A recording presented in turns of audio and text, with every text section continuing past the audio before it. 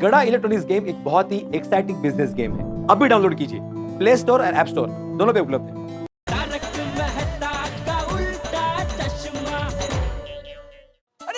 अरे अच्छा बच्चों, बस अभी मैं जाऊं, मुझे वो सोडा शॉप पर जाना है। चलो, बहुत मजा आया। थैंक यू बहुत मजा आ गया। Thank you, bye bye. अभी तू हराएगा। नहीं आ रहा।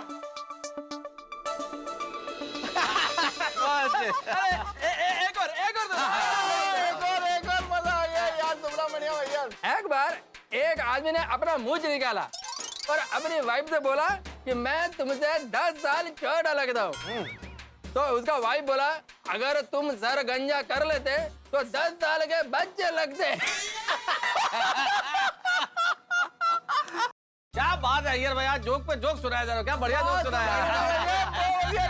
सही बात है भाई, हमारी सोडा पार्टी का मतलब ही यही है कि पूरे दिन की थकान और टेंशन भूलकर शाम को सोडा पिए और हंसी मजाक करें। सही बात है। अपना पप्पू भी आ गया। आइए पत्रकार माशा आइए। भाई अब्दुल, पोपटलाल के लिए सोडा बनाओ भाई। हाँ बनाता हूँ। थैंक यू बेटे। भाई मैंने तो सुना आज तुम दोनों के बीच में झगड़ा हो गया था।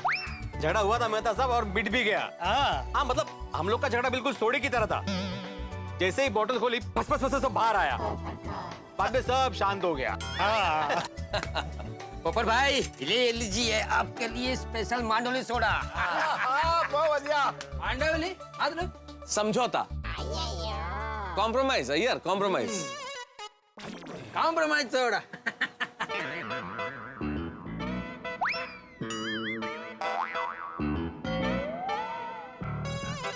अरे पोपटलाल, तुमने वो बहुत सारे अखबारों में शादी के लिए विज्ञापन दिया था, कुछ रिस्पॉन्स आया? नहीं मेहता साहब, कोई रिस्पांस नहीं आया अभी तक। चलो कोई बात नहीं। वैसे भगवान हर काम में कुछ ना कुछ अच्छा जरूर करता है। रिस्पॉन्स नहीं आया, बहुत बढ़िया हो पोपटलाल, क्योंकि सुना है सरकार जो है वो शादी के ऊपर एक नया टैक्स लगा रही है, मैरिज टैक्स। क्या बात करें मेहता साहब? हाँ, मैंने भी ऐसी कोई खबर नहीं सुनी। बे, अगर ऐसी कोई खबर हो तो पत्रकार होने के नाते सबसे पहले मुझे पता चलती है।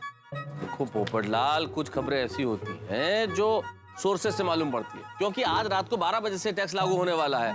मुझे तो दिल्ली में जो अपने सोर्सेज है उनसे पता चल गया, जब लागू होगा तब सबको खबर लग जाएगी, अखबार में भी तभी आएगा।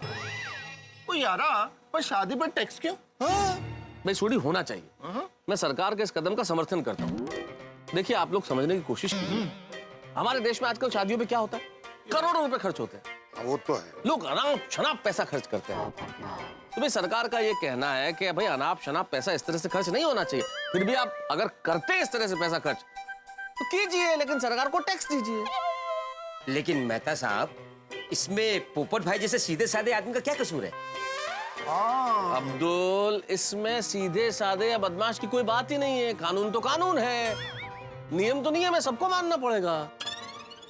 हे भगवान, मुझे तो मेरी शादी धूमधाम से करनी है। कम से कम 10 लाख का खर्चा करना है। अगर 10 लाख खर्च हुआ तो 2 लाख तो टैक्स में ही चले जाएंगे। वैसे एक बात बताऊं भाई, इस टैक्स से हम सबका फायदा है। देखो भाई, इस टैक्स के डर से लोग शादियों में अनाप शनाप खर्चा नहीं करेंगे, खर्चा कम करेंगे। लेकिन जो लोग ज्यादा खर्च करेंगे उन्हें ज्यादा टैक्स देना पड़ेगा।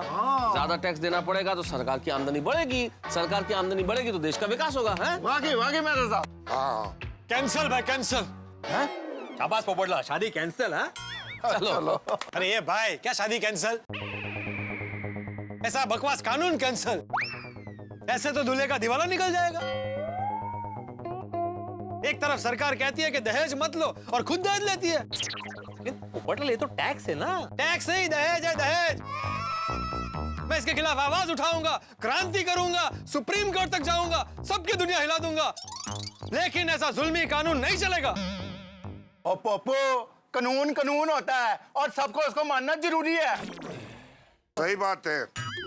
और मत मानो ना भाई, जोर जबरदस्ती नहीं है पोपटलाल। सरकार ये थोड़ी करेगी आप जबरदस्ती शादी करो ही। शादी करने तो हमारी अपनी इच्छा पे निर्भर करता है ना। अगर आपको टैक्स नहीं देना है तो शादी मत करो, कुंवारे रहो सारी उम्र। हाँ सही बात है। क्या सही बात है आती भाई, क्या सही बात है? आप सबकी शादी हो गई तो सही बात है। आपको पता है ऐसे कानून से मुझे कितनी तकलीफ और खर्चा होगा? अरे भाई पोपटलाल, भावुक मत हो, हम तो मजाक कर रहे थे। ऐसा कोई टैक्स है ही नहीं भैया मेरे। क्या हंस रहे हैं आप लोग? मेहता साहब कैसा मजाक कर रहे हैं आप लोग? आप जानते हैं कि मैं अपनी शादी को लेकर कितना भावुक हूँ। मुझे अपने शादी के सिलसिले में किसी तरह का मजाक बिल्कुल पसंद नहीं है। अरे पोपटलाल भाई, तुम तो रूठ गए भाई। देखो, हम सभी सोडा क्लास के स्टूडेंट्स कान पकड़ के आपको सॉरी बोलते। सॉरी, बैठ जाइए प्लीज। सॉरी बोलो भाई। सॉरी भैया यार, सॉरी बोले यार, दोनों बोल रहे हैं सॉरी। मजाक में यार। ये अच्छा है, पहले दिल दुखाओ और फिर सॉरी बोलो। और पप्पू यारा, और दुखी मत हो, और रब करे तेरा बैंड जल्दी बजे। क्या? मतलब तेरा बैंड बाजा बरात शादी जल्दी हो। पोपटलाल, लेकिन अपनी शादी में खाने का बंदोबस्त बढ़िया रखना। डॉक्टर हाथी, ये मिस्टर कंजूस 1 रुपया बचाने के लिए मिस कॉल देता है, तो ये शादी में क्या खा खर्चा करेगा? अरे ये तो शादी में वो समोसा और वेफर ही देगा सबको। यार भाई, ये तो अकबर भी सोसाइटी का पड़ता है। बेड़ा, तो फिर अखबार के नाम पर मुझे तंज कस रहे हो। अरे भाई पोपटलाल रहने दो, बेड़े का मंतव्य ये नहीं था, जनरली कहा था उसने, है ना बेड़ा? क्या जनरली होता है ऐसे? ओ पप्पू, ओ तेनू पता है ना, ओ शानदार वधिया शादी के लिए लाखों रुपया लगता है। जानता हूँ सोडी, जानता हूँ। बूंद बूंद से समंदर बनता है। मैंने पूरी जिंदगी 1-1 रुपया जोड़कर बचत करके पूरे 15 लाख रुपए जमा किए मेरी शादी के लिए। क्या? 15 लाख रुपया? 15 लाख? और यही नहीं, अपनी होने वाली पत्नी के लिए 30 तोले सोने के गहने भी बनवा कर रखे हैं। 30 तोला सोना? क्या बोला? 30 तोला? हमें क्यों में? 30 तोला? 15 लाख। पोपट भाई, आप मजाक कर रहे हो ना? मजाक नहीं अब्दुल मियाँ, मेरी सारी बचत मेरी शादी और मेरी होने वाली पत्नी के लिए है। मैं भले ही 1-1 रुपया बचाऊं, लेकिन शादी के मामले में नो कॉम्प्रोमाइज। आप सब देखिएगा, जब भी मेरी शादी होगी ना, धूमधाम से होगी, लाखों रुपए खर्चा करूंगा। ऐसी शादी होगी, ऐसी पार्टी होगी कि लोग कहेंगे कि शादी हो तो पोपटलाल की शादी जैसी, वरना ना हो। वाह। ओ पप्पू, एक गल दस, इतने सारे रुपए तूने इकट्ठे कैसे किए भाई? कंजूसी से। कंजूसी? कंजूसी से।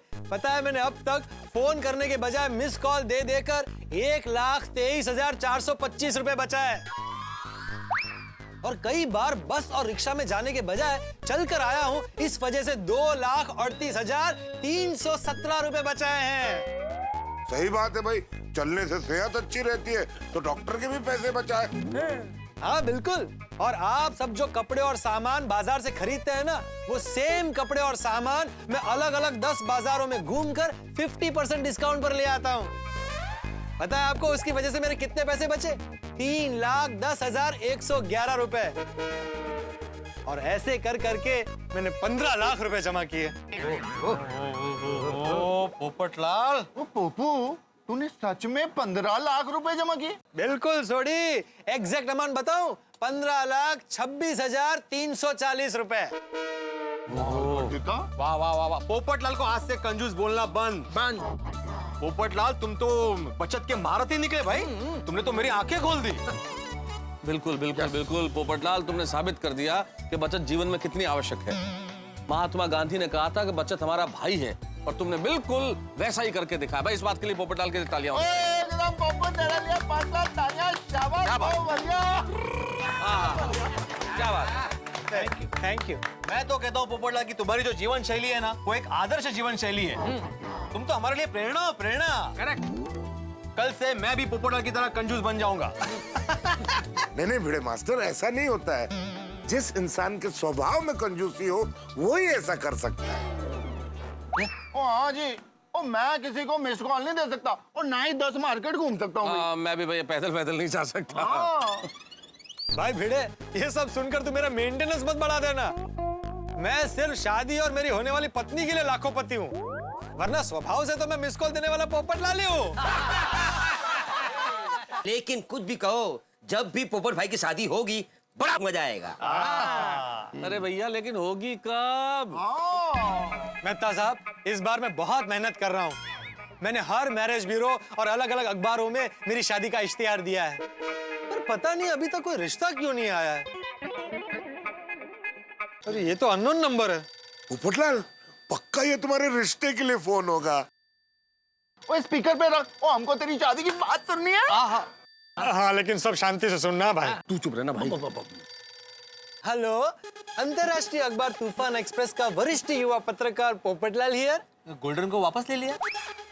गोल्डन क्रो है, गोल्डन क्रो अवार्ड विनर अंतरराष्ट्रीय अखबार तूफान एक्सप्रेस का वरिष्ठ युवा पत्रकार पोपटलाल हियर। हाँ पोपटलाल जी, आपने अखबार में शादी का इश्तिहार दिया है ना? हाँ, मैंने ही दिया है। लगता है लड़की के पिताजी है। मेरा नाम वसंत है। अच्छा, पाइलागो पाइलागो वसंत जी। पोपटलाल जी, मैं एक गरीब इंसान हूँ, एक कंपनी में क्लर्क हूँ। बेचारा लड़की का बाप पहले से ही क्लियर कर रहा है, लड़का लालची हो तो पहले ही मना कर दे। अरे वसंत जी, रिश्तेदारी में अमीरी गरीबी ऐसा कुछ नहीं होता है। अमीर गरीब होने से कोई फर्क नहीं पड़ता। रिश्ता बड़ा होता है, इंसानियत बड़ी होती है। आप बेझिझक होकर बात कीजिए। वाह वाह वाह पोपटलाल जी, आप कितने समझदार हैं। आपके विचार कितने ऊंचे हैं। आपकी बातें सुनकर तो मुझे राहत मिल गई। हाँ, मैं तो ये सोच रहा था कि शादी होगी भी या नहीं। होगी, बिल्कुल होगी। अरे समझ लीजिए हो गई। वैसे नाम क्या है? पोपटलाल जी, नाम तो बताया ना मैंने, वसंत। नहीं, आपका नहीं, आपकी बेटी का। बेटी? अरे मेरी तो शादी ही नहीं हुई है, मैं तो कुंवारा हूँ, बेटी कहाँ से आएगी? तो फिर आपने मुझे फोन क्यों किया है? वो क्या है ना पोपटलाल जी, मुझे भी शादी करनी है, पर मैं एक गरीब इंसान हूँ, इसलिए मैं आपकी तरह अखबारों में इश्तिहार नहीं दे सकता।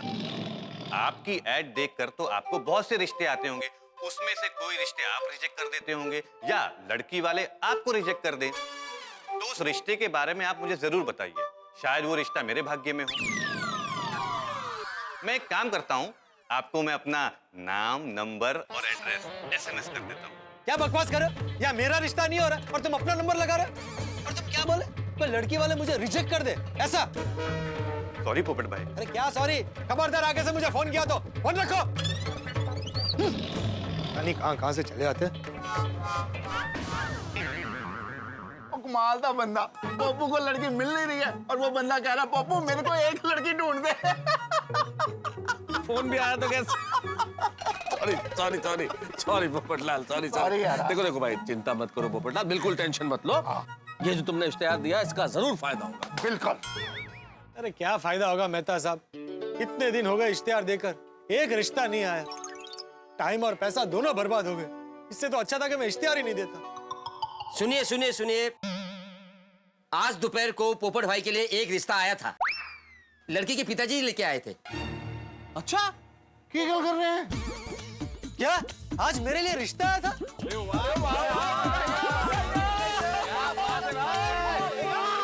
आज मेरा पप्पू की शादी।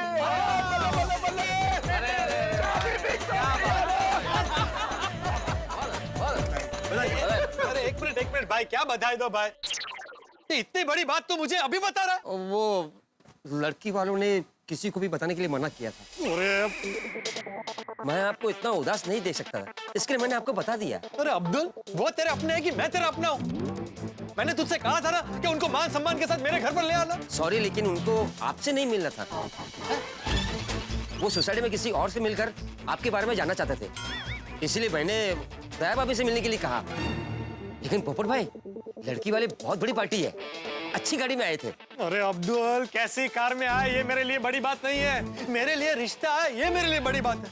और अब्दुल, तुमने मुझे नहीं बताया, लेकिन दया भाभी ने भी मुझे नहीं बताया कि मेरे लिए रिश्ता है। दया भाभी ने मेरे साथ ऐसा किया। दया भाभी, ये तो रुकेगा ही नहीं यार।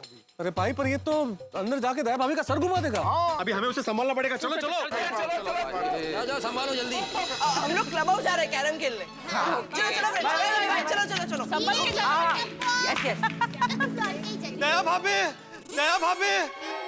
दया भाभी, ऐसा क्यों किया दया भाभी आपने मेरे साथ? क्या हुआ?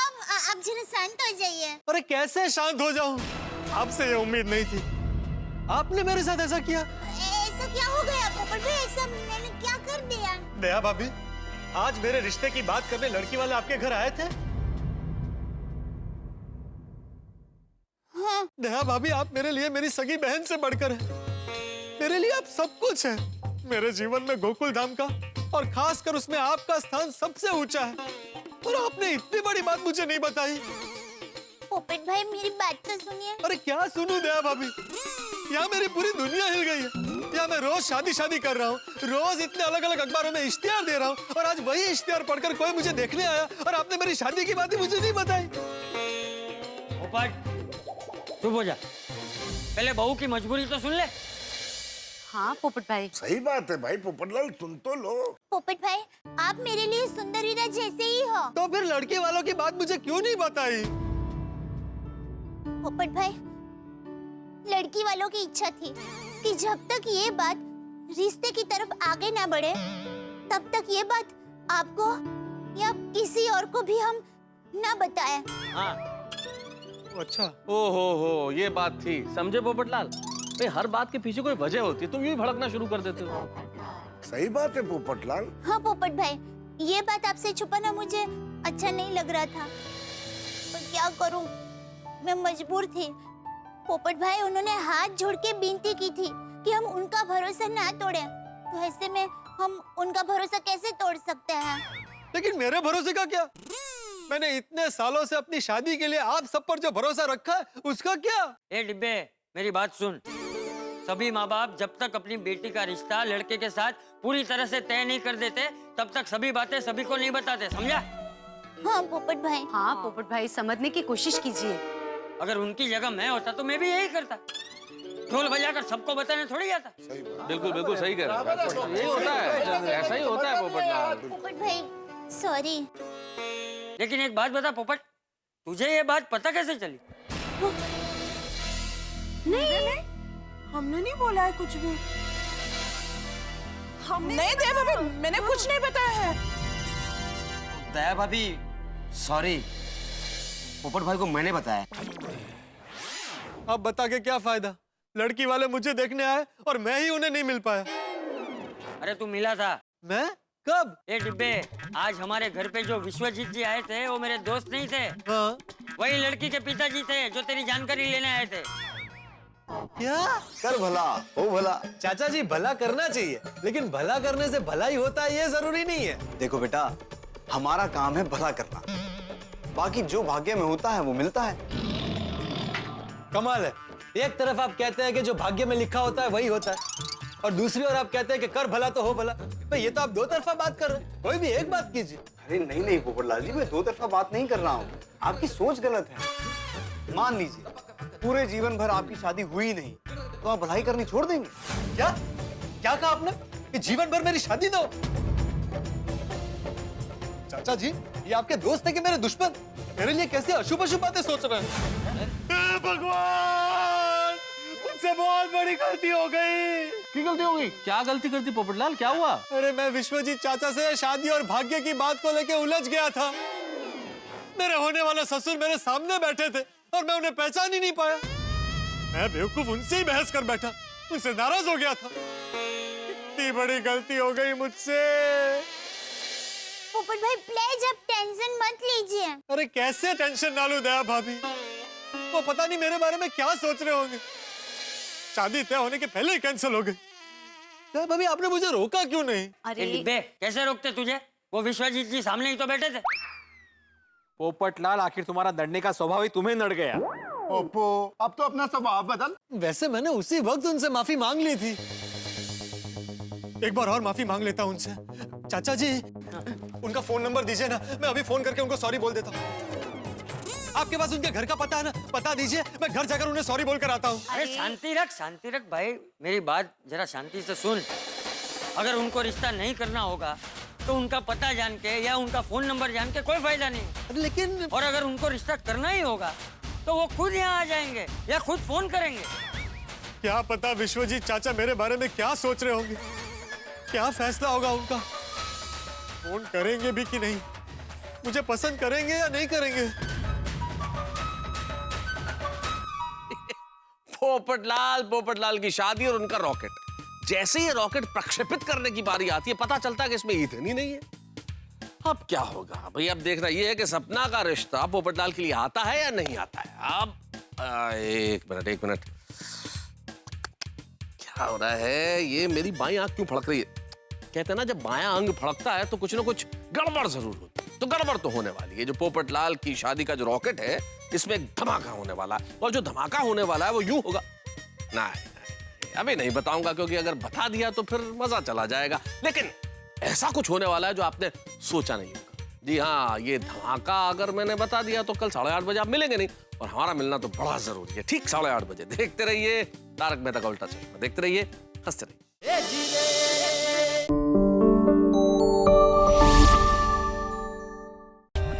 For more updates, subscribe to our channel, click the show links and enjoy watching the videos.